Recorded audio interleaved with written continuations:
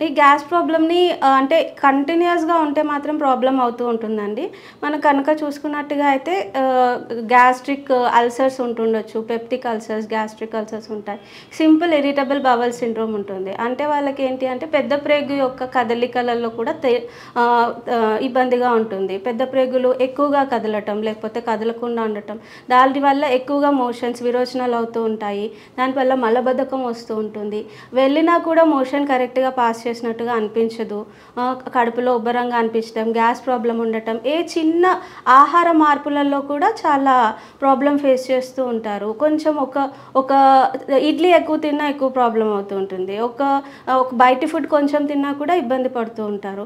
So, ఇలాంటి చిన్న చిన్న సమస్యలని మనము ఫస్ట్ నుంచే నివారించుకున్నట్టుగా అయితే మనకి ఇంత పెద్ద డిజార్డర్స్ వరకి కాకుండా ఉంటాయి. అంటే homeopathy first diet and life style management అయితే చేసుకోవాల్సి ఉంటుందండి.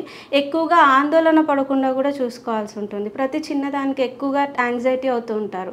దానివల్ల కూడా ఈ గ్యాస్ ప్రాబ్లమ్స్ వస్తూ ఉంటాయి. హోమియోపతిలో అయితే ఏంటి అంటే మనం ఇప్పుడు వేరే వాటిలలో చూసుకున్నట్టుగా అయితే అప్పటి వరకు కూడా సమస్య తగ్గినట్టుగా ఉంటుంది. దాన్ని వాయిదా పద్ధతి ద్వారా దాన్ని వాయిదా వేస్తూ ఉంటారు. అంటే ఈరోజు వేసుకుంటే మళ్ళీ మరుసటి రోజుకి మళ్ళీ టాబ్లెట్ వేసుకోవాల్సి ఉంటుంది. కానీ హోమియోపతిలో అలా కాకుండా మనము రూట్ కాజ్ నుంచి ట్రీట్మెంట్ ఇస్తాం కాబట్టి దీనికి కంప్లీట్‌గా ట్రీట్మెంట్ అనేది జరుగుతుంది.